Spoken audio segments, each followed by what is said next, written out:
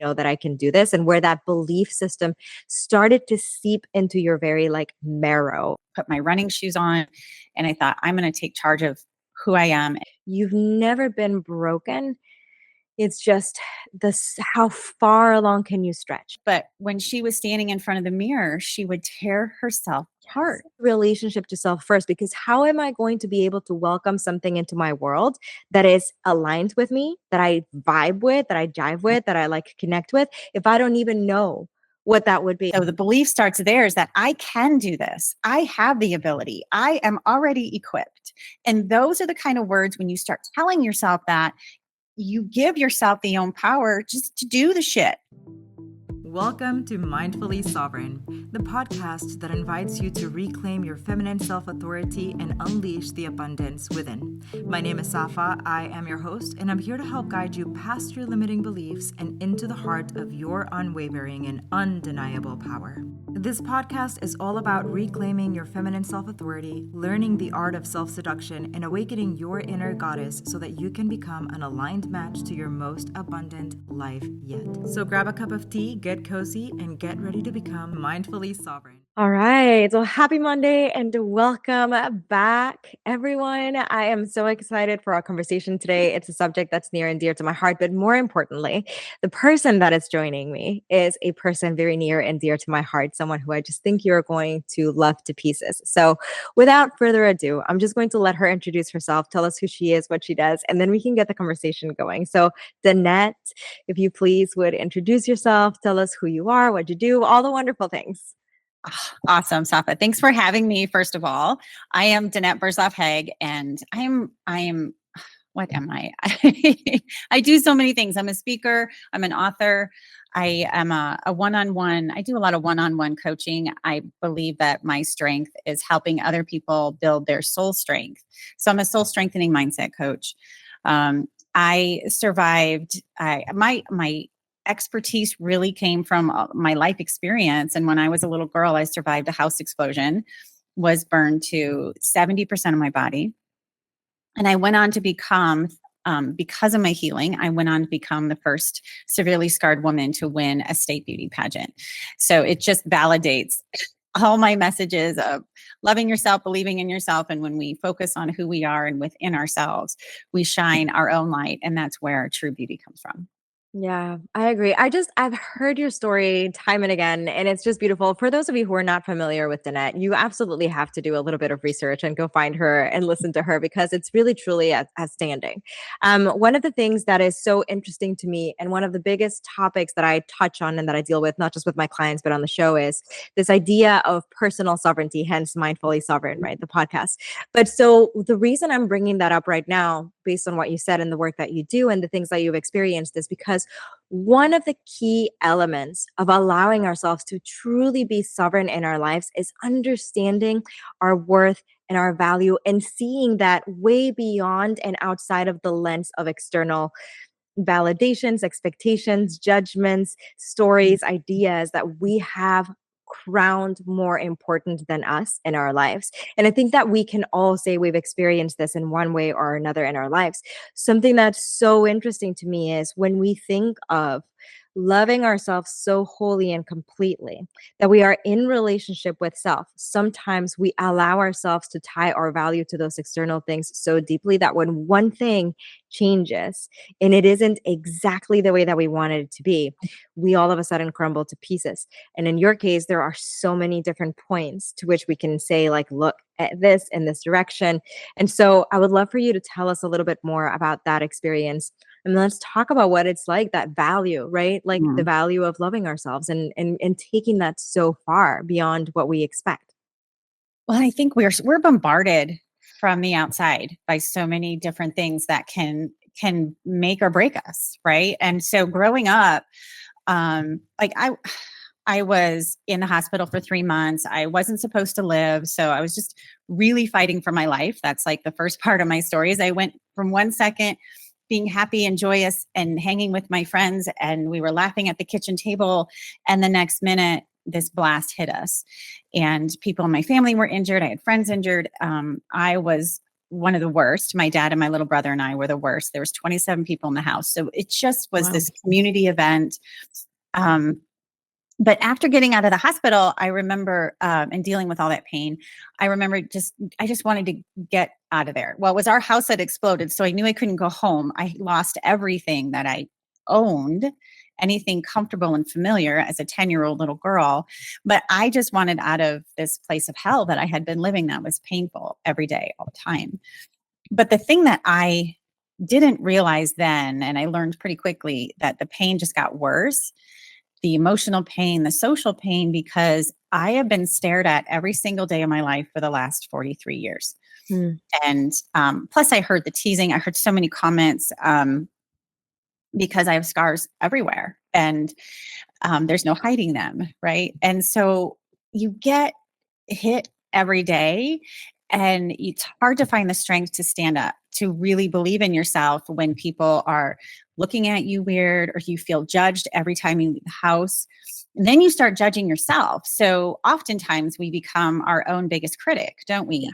Yeah. And are like, oh, these, you're looking at your body, or you're looking at your abilities, or you're looking at your, it could be, I'm not smart enough, right? All the things that those tools we can use to really tear us down. It takes intentionality to feed into yourself. It takes like work, because the world is constantly telling us we're not good enough in so many different ways. One thing that I had every day or all the time was any movie or TV show I saw, only the bad guys had scars. Only those Oh, characters, right, that are something wrong with them, the shady guys, the wow. ones, right?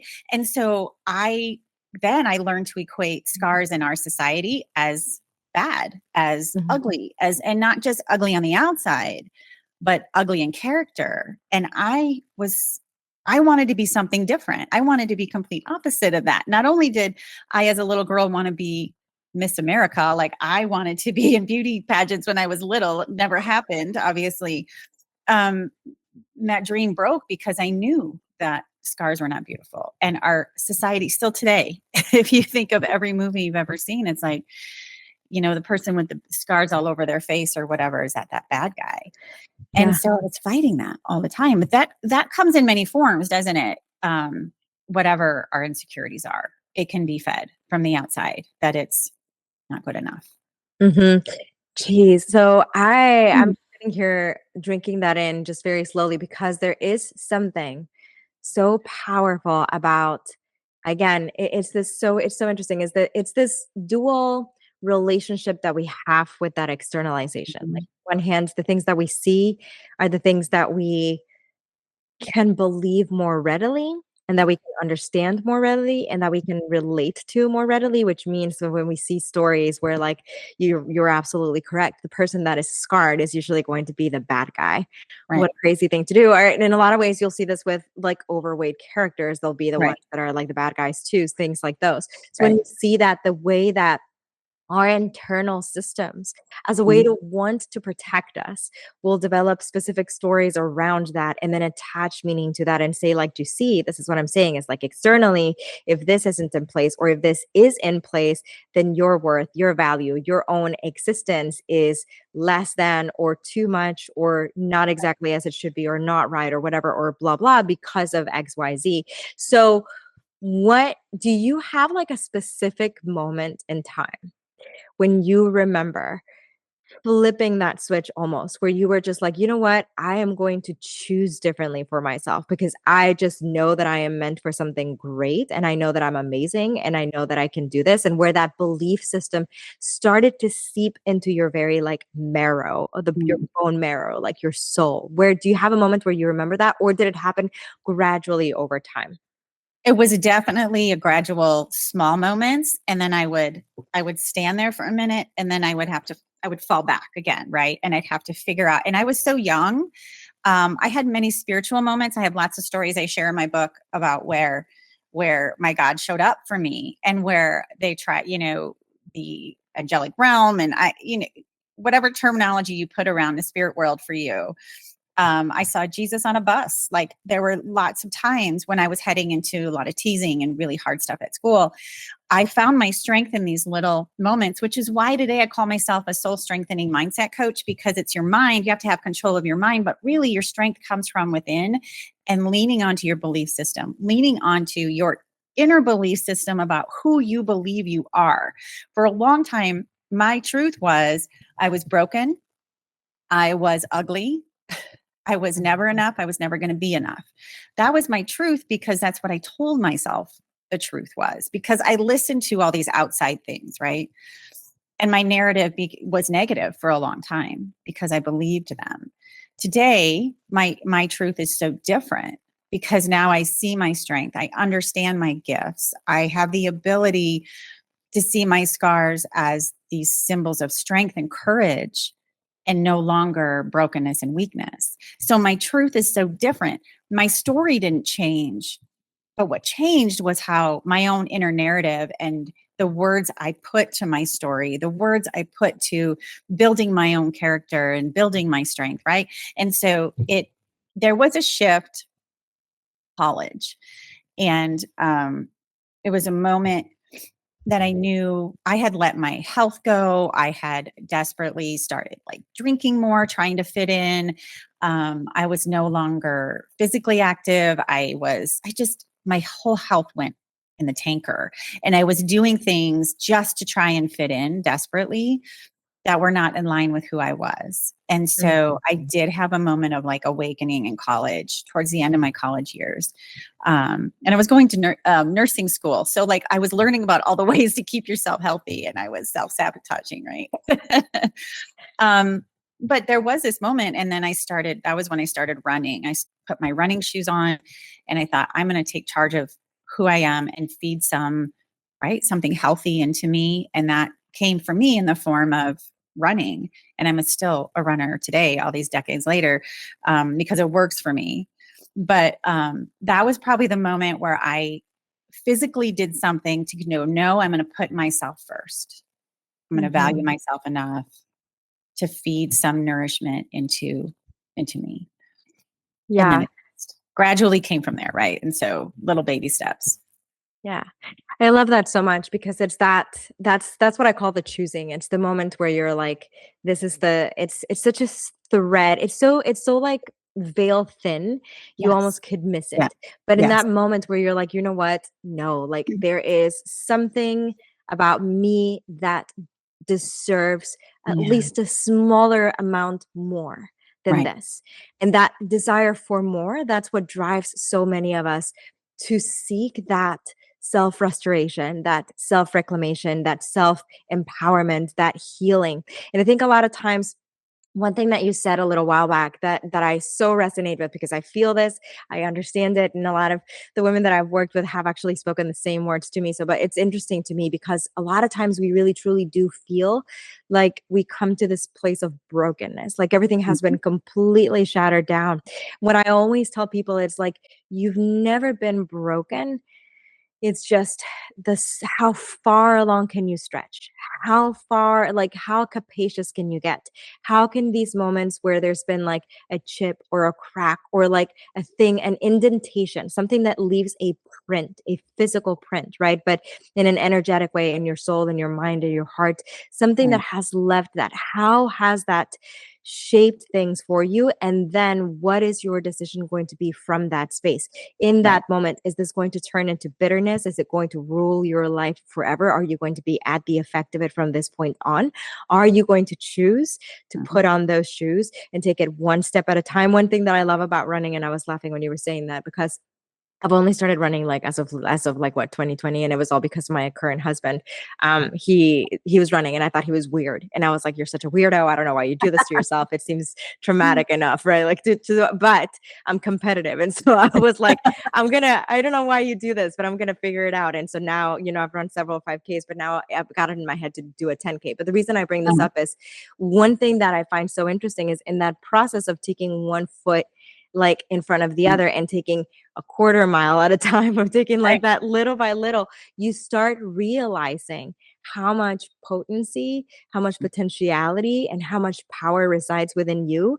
And I see that those are the moments, even if you're not a runner and you're listening or watching this, right? But whatever it is that you can connect to, that at your soul, at your core, you can feel encouraged with, Mm. or encouraged by, or enlivened with, that you're like, you know what? Yes, I feel broken today. Yes, I feel shattered. Yes, I feel like I'm never going to get off the floor. And yet, there's still breath to be drawn here, and there's still more, and I still want to reach for that next step, that next quarter mile. I feel like there's something here. Whatever it is that kind of Right. allows you to keep moving through that, lean into that, because it matters. So yeah, I love that. It's definitely one step at a time, whether it's running, whether it's whatever you're trying to expand in your life, right? It's one step at a time. That very first time I laced up, I ran two blocks, and that was like it. But then, 20 years later, I ran my first marathon. And so you just start where you're at. And then that gives you the courage to go a little further and a little further. And I think that's true in our own self-discovery. I think one of the things in our world is we are so inundated with things from the outside. We forget that we need to have awareness of what's happening within and have the courage to go within, because we can, for a while, I realized I was playing the victim, not for very long, but that little victim wanted to keep coming up because I was exposed to so much teasing and people treating me different, or even massive amounts of sympathy, which after years, I didn't want that either. And so all these things that were keeping me broken, keeping me feeling broken, I had to find a way to get out of it. And I had to be honest with myself. Like, I think that's another thing we are really not great at collectively, is being honest and being aware of what we're doing, to kind of add to whatever's going on around us. A lot of times we can, I had to find my own power, and people stopped saying stuff to me. Right. And so I would get comments because I was walking around so like small. But Yeah. once I found my power, people had they're like, oh, I can't say anything to her. And they started, like, I think there was the sympathy and the sadness that I was, kind of putting off to people, where people would feel bad for me, changed to admiration, because I had learned how to stand in who I was. I had found a better definition of my own belief system about who I was. And that definition just radiates. And that's what I do with my clients, is like, let's redefine the words and find different words to define who you are. What are you connecting yourself with? What is your belief system about who you are today? And where do you want it to go, tomorrow? What do you need to let go of from yesterday? Right? There's all these pieces.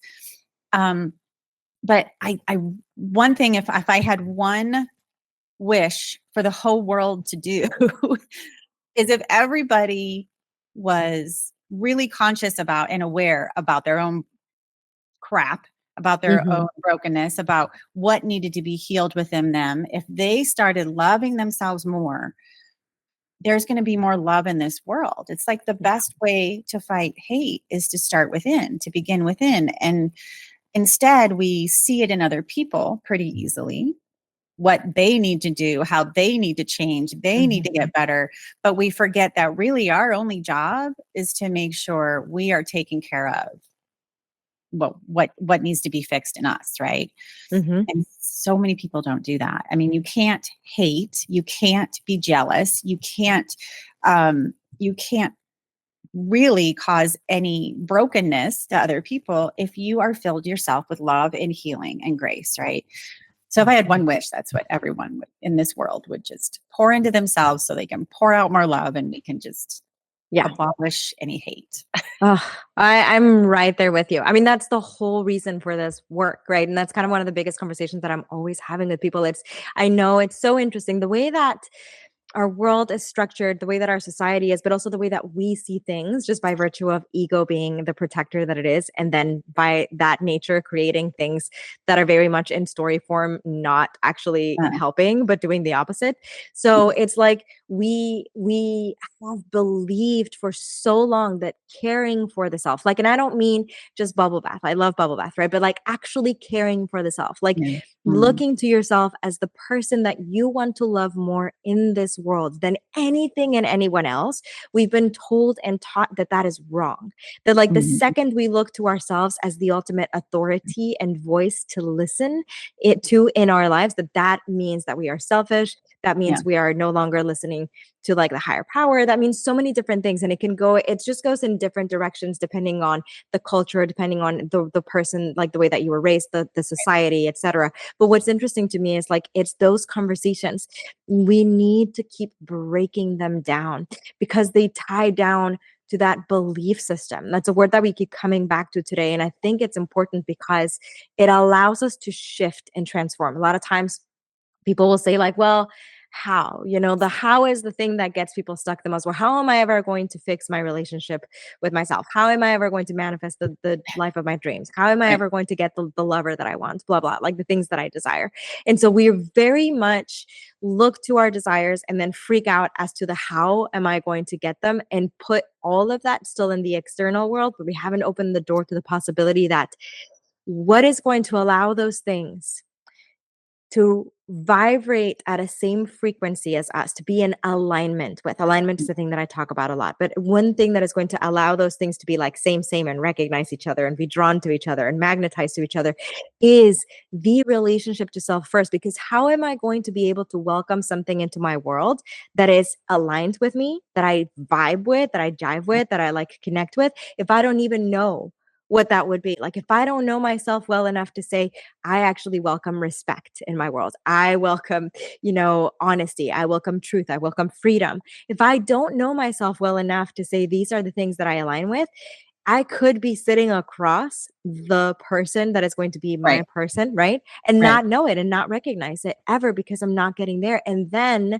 again, to keep looping back to this, understanding that sometimes we believe the knowing is everything, but we miss the mark in as much as like knowing is great. If I know that I am amazing, I know that I'm amazing.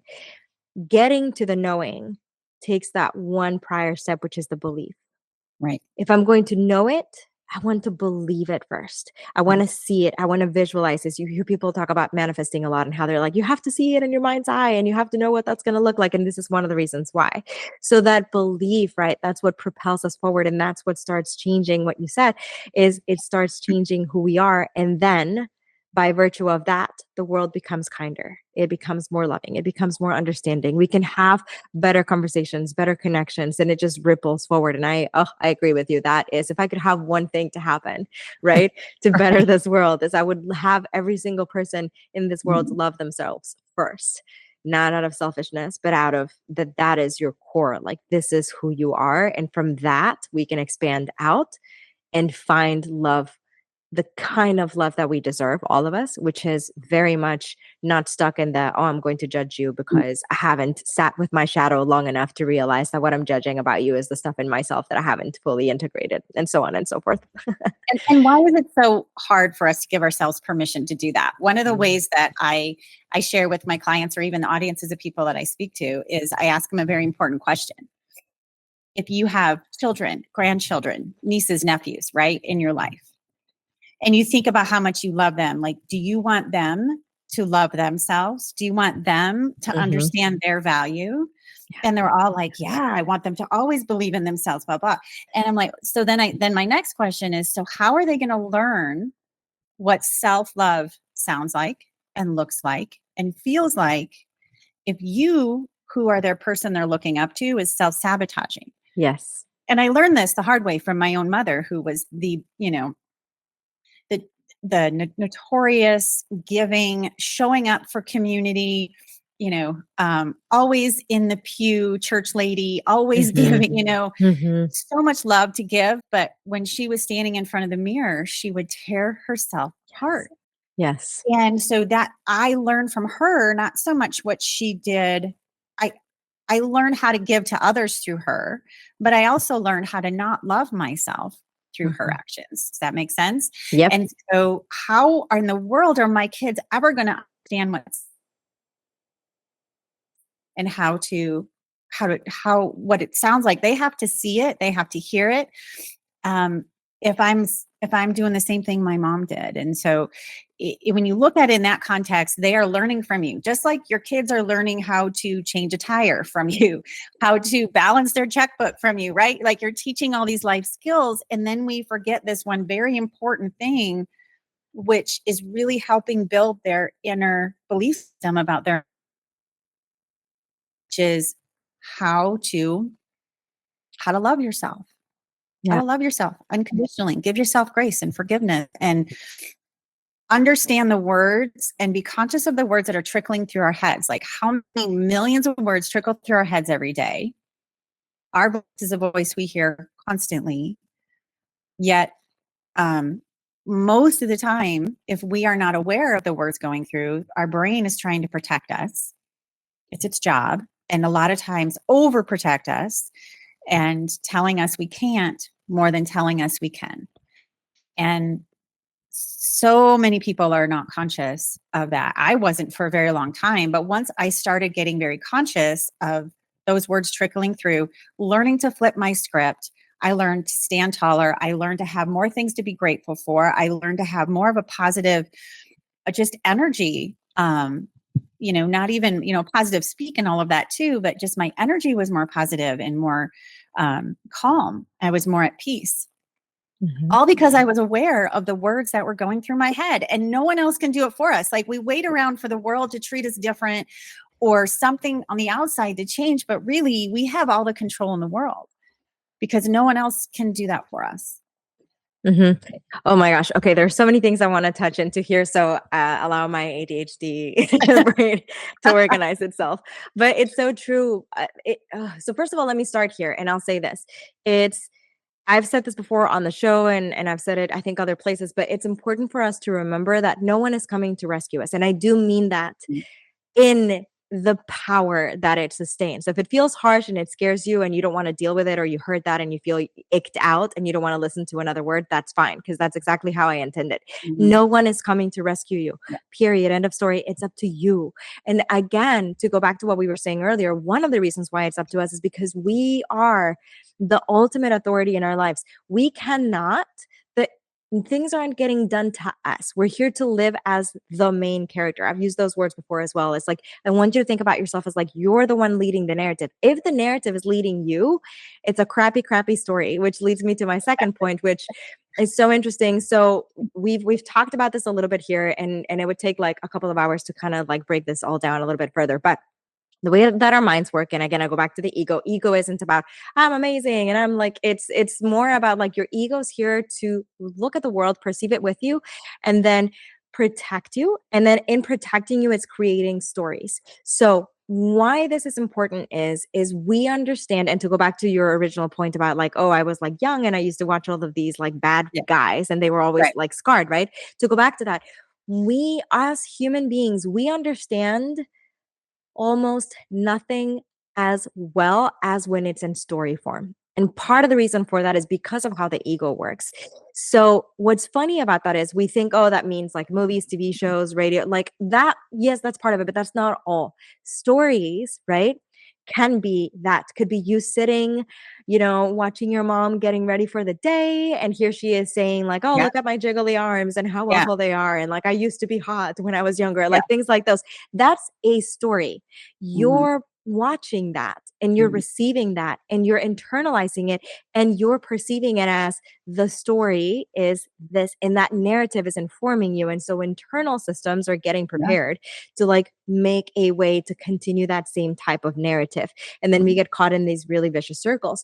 But so it's interesting to look at it that way, because when we allow ourselves to remember we are the main character. Mhm. If you ever watch a movie or read a book where the character just gets tossed back and forth from things, like it's sort of like, oh, this person made it here, but it was mostly because everything happened to them and they got there because everything was happening to them. It's going to be the most annoying, the most boring, the most trite, the most gross story you have ever read in your entire life or watched. You're going to get annoyed. So your life doesn't have to be that. Your life gets to be the one that you were the one leading the way. You were the one with the crown of your head. You were the one making the decisions. You were the one choosing. You're the one, the knight in shining armor that is going to come and do the thing, not to rescue you, but Mm, to empower you through the things that you are living, because you are worth so much more than you mm, might realize. And thereby you are creating new stories. Because like you said, I ask the same thing of my clients. I ask, like, well, how would you feel if it was your child or your daughter yeah. or your lover or whoever saying those things? I would feel really bad. Yeah, of course you would feel really bad. But then you get to live different for yourself first, for your sake, and for the sake of generations to come. Because if we wake up every morning and we act like we are important, and we act like we are worthy of love, and we act like we really truly, like, yes, we look at these fat rolls and we love on them and they're just bodies, they're part of who we are. If we just like Right. live this life like it's supple and delicious, that is going to be perceived by the other generations. And Mhm. then they're going to see that story and they're going to remember that. And someday your kids are going to sit across from someone and say, my mom was amazing, and she always used to talk so great about herself, and she loved like her own power, and she had a voice, and she stood up for herself, and she took space in the room, and she was powerful. How amazing will that be, that that's the story that they get to walk with, because then they make that part of Right. their own narrative and then they believe in it. And you're stopping the whole generational ideas, right? And we, if we're not growing, we're dying. And so this is a Mhm. place where I've seen that we've named growth. And so now I'm intentional about giving it to my own children because I give it to myself first. And I think the important thing to remember, and even to tell yourself, because you said, no one's coming to rescue you. But I think to add on to that is, because no one's coming to rescue you, because you have all of the skills and the ability to do it Mhm. yourself. Mhm. And Yeah. to understand you don't need someone on a white horse, right, coming in to save the day, because you know what you need. You know what your spirit needs. You have the skills to do it. And oftentimes we believe that we don't. And Mhm. so the belief starts there, is that I can do this. I have the ability. I am already equipped. And those are the kind of words, when you start telling yourself that, you give yourself the own power just to do the shit. Like, just get it done. No one else is coming. And to love yourself passionately and forgive yourself with every depth of who you are, and to learn and grow and be honest with yourself. Like, all the things you would do to someone else to have a good, meaningful, healthy relationship, you do that to yourself. And if you're not, you're completely missing the boat. And what I know is that I would not have accomplished this thing if I wouldn't have started there. I would still be in that, either a victim mode, right, or thinking the worst all the time. I would be a negative Nelly. I am so grateful that I learned in all these little moments how to the value in seeing it differently. And when I was a little girl, I wanted to be on the Miss America stage, and 40 years later, at 50 years old, I won this Mrs. Colorado, and I got to compete on the Mrs. America stage. I even won, and so I share this story because I believe that we believe we're limitless, and Mhm. really, or we believe we're limited, and we are so limitless. And if Yeah. you have that limitless mentality, anything can happen and dreams can come true. I was one of the oldest competitors in that competition. I was competing with women half my age. I had had 4 children, so I'd been pregnant 8 times, so I had 4 miscarriages, had 4 wonderful children. My youngest was 4 years old. My body had been through a lot, and I had to wear a swimsuit and heels on stage. Okay, and so at 50 years old. Like, just think to yourself, if you're listening, is that something you'd want to sign up for next week? Most people think I'm crazy. But when something is on your heart, when you have a dream or a passion or a calling, it's almost like, if you don't give that to yourself, you're robbing yourself from something that you're meant to do. Mhm. And so I felt that when I was a little girl. And because of my injury and all that the world told me, that was put off. But I competed 3 years in a row. And the first year I didn't anything. I just like showed up for myself, right? I didn't place or anything. Second year I got top 12. So I became a semifinalist. And I thought, And I, like you said earlier, I'm a competitive girl. So I'm like, okay, I wonder if I can get any.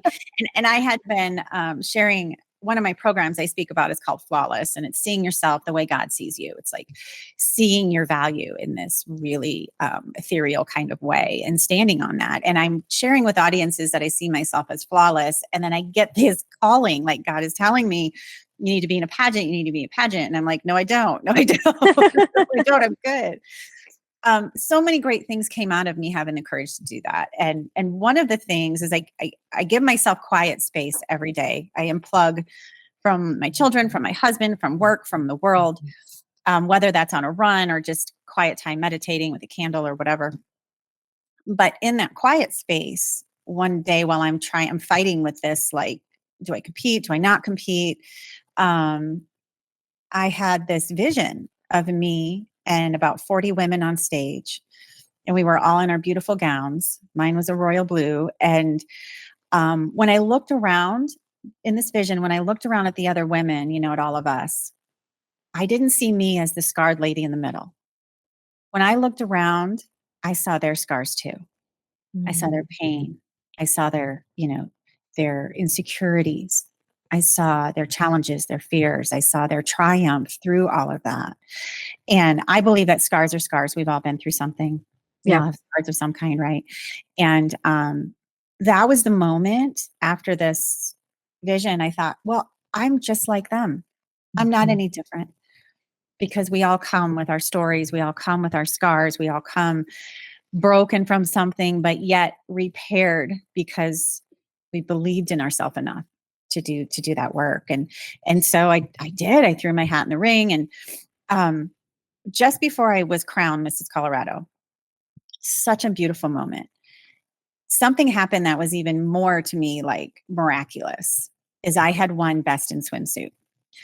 And not because I was the skinniest or because I was the most fit, because I believe I was the most comfortable in my own skin. The one with scars covering 70% of her body. And when I was little, being in a swimsuit was horrific. Like growing up from the age of 10 on, I loved going to the public pool before that. But that's when I heard the most, ooh, gross, that kind of stuff, right? Because you can't cover up. And so to me, that was just this another like cumulative moment of, wow, look how far I've come. Look how far believing in myself and loving myself and honoring myself has gotten me. I won best in swimsuit, and I competed with 40 women, 35 to 40 women each year. And so it's like, it was because I had fed so much love into myself that I was be able to accomplish all that in a way that the judges felt it. So it's 5 judges, very competitive state beauty pageant. And they had learned all the things about scars like I did, that scars are ugly or there's something wrong with you or you're weak or whatever definition. I taught each of them that scars meant something very different. And they saw it on stage, they heard about it in an interview, and they believed me because I first believed in myself, right? So I share all of this, and I am proud of myself, but really it's the impossible is possible. So whatever my message to your listeners is really whatever is impossible in front of you, whatever that big obstacle, whatever that mountain is that you just feel so called to climb, yet your brain is telling you that's too scary, that's going to be too hard, or you're going to fail, or whatever the terminology or the narrative is. It is very possible. And when you can turn it around and be creative in how you speak love into yourself and redefine your beauty or your talents or your skills or your abilities to know that you can, man, it's possible. Let's go for it. Yeah. I just love that so much. There is this, you said the word limitless, and that's exactly what it is. I always remember, this is going to age me, but I always remember that movie Mean Girls and that one scene where she's like, oh, the limit does not exist. It cracks me up because it plays in my mind sometimes where I find like I'm coming across this wall that I feel like I can't scale. And Yes. it's like, there are no limits. They really don't exist. And it's up to us to choose whether we're going to erect that wall and believe that it is completely solid and we can't get through it, or if we're going to bulldoze it or use a ladder or find a way to move beyond that limit so that we can then expand because we know that we're deserving. And what's amazing about that is that then you keep going. Yeah. Then you get to like, you get there, you experience this amazing, wonderful like victory, and then there's more. And There's then another you wall. want more, and there's Yeah. another one. And that's what's powerful about that. I love the word Yes. more so much. Like, I feel like whenever I write for Instagram or whatever, I like will highlight it and make it really big as if it's like screaming at people because you get it. Like, if you're someone who knows what that like salivating and having just like the most wondrous Yeah. experience of this life possible, you get that that more means like vast, right? And the other thing that you said that I just thought, oh, this was so beautiful, and we can probably like start winding down here, but it's like, because we could talk for hours, but it's that you said you kind of like had seen all of you. Yeah. And sometimes because the way that our ego works, right? And because a lot of us haven't taken the time to sit with every part of who we are to have deep conversations and do what I call the process of self-seduction, because a Mm. lot of us haven't gone through that and we don't properly understand where we stand within ourselves. We end up judging and putting down and belittling and separating ourselves from others. And there's that unhealthy competition. There's like healthy competition, but this is unhealthy, right? Because we've put those separations into place out of a fear of lack, out of a fear that we are not good enough, or a fear that like they're somehow better or whatever, however you want to phrase it. Then we forget we're in, not only are we in this together, because we're all in this lived experience as humans and Mhm. we're all moving through things. All of us have experienced that moment of feeling broken. All of us have experienced that moment of being completely just like heart shattered, soul shattered. All of us have gone through something, Right. anger, etc. We've all been through this and we're in this as a unit. But we love to look at ourselves as like, no, like I'm in my own island and nothing matters, Right. blah, blah, blah. And that's what I mean when I say, no, I want you to love yourself more than any other person in this world. And when you do that, you realize how Mm. important it is to pour from yourself in a way that is healthy, in a way that is balanced. So then we can do kind of what your mom did, right? Which is also what my Right. mom I saw do a lot, which is like pour out of herself into others and still keep her own cup replenished. And Mhm. that's when we can remember, I might look different from you. I might have different opinions from you. We may not agree on all of the same things. Religions might be different, etc. might be different, but we are one and the same. And because of that, in love, Mm. we are together. And that oneness is so crucial. And I think it's so healing for this world. So I just love that you brought that up. Well, and we're supposed to lead with love, right? And how do we lead with love if we don't lead with love for ourselves? And Mhm. so everybody wants more love, everybody wants more kindness. But you know what? If you're beating yourself up mentally, you're gonna be jealous of other people. You're gonna beat other people up, whether you say it out loud or not. Yes. Your energy is gonna come up, or those thoughts are gonna come through. If you're judging yourself, you're going to innately judge other people. And like I said, it doesn't have to be like in a bully way where you're actually saying it, but the thoughts will come up because your brain is in the practice of Mhm. doing that. Um, And it's we, palpable. Like sometimes you walk into yeah, a room and you just feel like, oh, I'm not wanted here. yes. Oh And you my feel gosh, like yes. that with yourself. Like imagine sitting here in Yeah, your skin, in your bones all day and feeling like, oh, I'm not wanted here. That's awful. right. And you're feeling other people, whoever's in that space, you're feeling their insecurities. You're feeling their pain that they haven't dealt with. You're feeling their negative Mhm. thoughts that are trickling through their head. Right. And so whatever space you're in, it fills up with whatever that person is feeding themselves. And Yeah. it's so crucial. And I had to learn the hard way. And so my mission is for other people, if we're not to take so dang long to get Yeah. to that place of understanding of how important it is to just take care of yourself and to find, I don't think there's one recipe that works for everyone as far as what self-care looks like, what the daily practices or the spiritual practices. It's all different for everyone, but you have to do the work to find the things that work for you. And then as you move through life, they may change and shift. Mhm. But whatever keeps your spirit at peace, whatever keeps um, your thoughts positive. And for me, gratitude is a big one. If I can always find something to be grateful for, it just lightens my whole spirit. And so it's finding those magic things that work for you and just doing them, Yeah. right? Yeah. I agree. Danette, okay, again, I could keep you here for hours and hours and hours, but I love I you, obviously Papa. I love can't. it when we talk. It's so good. I love you too. I So know. good. This is great. I'm having just the best morning. So thank Good. you. Before I let you go, two things. Mhm. One, I'm just going to have you share about your book a little bit and where people can buy it, also where Okay. they can find you, right? And then the second thing is I always ask my guests to tell me what they believe. Like, what is your take on how you can remain or become mindfully sovereign of your life? Mm. That's such a loaded question. I know. For me, I know what works for me. I know, and here, an interesting story. I used to be very afraid of fire, and this is a story that I'll go in deeper with. It's in my book, and I also share it when we speak at the Women Thrive Summit coming up very soon that we both get to speak at. But I used to be so afraid of fire because I didn't want to get burned again. I almost died the first time, right?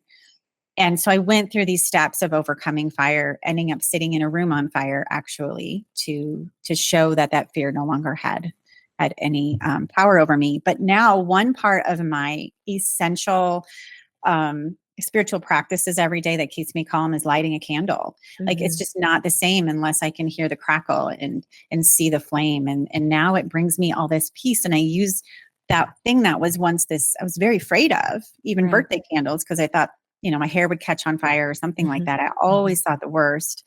To now I'm like, oh, where's the candle? I got to light that candle. I got to make sure I have that flame going. To now that feeds me. And so it's very interesting how we can turn fear into this greatest asset. And sometimes now it actually settles my soul. Once you can work through them and put that fear where it belongs, right? My fear turned to respect for fire, and now I use it as a tool to better myself. And so it also reminds me of the power that I have over fear in my life, Mhm. because I conquered Mhm. that. I conquered a swimsuit and heels on stage, right? And so it's whatever fear, it reminds me that I have the power to conquer that and to overcome it, and that no fear should have power over us in a way where we feel less than it. Um, I know the things that work for me. I know Mhm. the things that work for me, and they keep me powerfully sovereign. They keep me connected to my God that is so much bigger than me, that where my guidance and my peace and my joy come from. Um, and so I just know the things that work for me, and I think it's everyone's responsibility to know that about themselves. I love that. That was the perfect answer. Okay, Okay. and then I throw people with that one, but I love it. So then, okay, and then where can people get your book? Where can they find you, connect with you? Sure. Well, my website is beautyfromashesspeaker.com. And so everything is on there, connected to my book and everything. It's on bookbaby.com is my publisher. It's also on Amazon. It's Beauty from Ashes. My face is on the front. You can't miss me. But it's called Beauty from Ashes, Transforming Wounds into Wisdom, Scars into Stars. And it's just my journey from brokenness to beautiful. And in there are lots of valuable stories that people have connected with. And it's also, I wrote it with my high school English teacher. He's Uh-huh. retired now. And it's like when I was like praying about it and trying to figure out the direction, I knew I would need some help. He became my editor, and he still lives in the community that this event happened in. And I wanted to honor everyone involved because it was a community event. And he's a brilliant writer.